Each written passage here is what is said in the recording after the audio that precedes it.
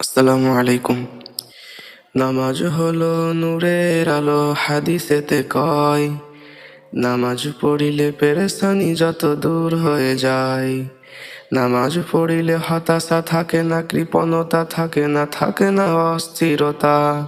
ক্ষমা করে দিন আল্লাহ আগের যত গুনাহ খাতা। সম্মান মর্যাদা আল্লাহ বাড়িয়ে দেন নামাজির। নামাজ পড়িলে থাকা হয় জান্নাতের সাথে নবীজির। নামাজিকে অন্যায় কাজ হতে রাখে দূরে। ফেরেশতারা দোয়া করে নামাজিদের তরে। নিয়মিত নামাজ পড়িলে স্থান পাবে আরশের ছায়াতে। নামাজিকে আল্লাহ নিজ জিম্মায় প্রবেশ করাবেন জান্নাতে। নামাজির জন্য জান্নাতে মেহমানদারি রেডি হয়ে যায়। উপরোক্ত নিয়ামতগুলো নামাজিরা পাবে, আল্লাহ রাসূল কয়।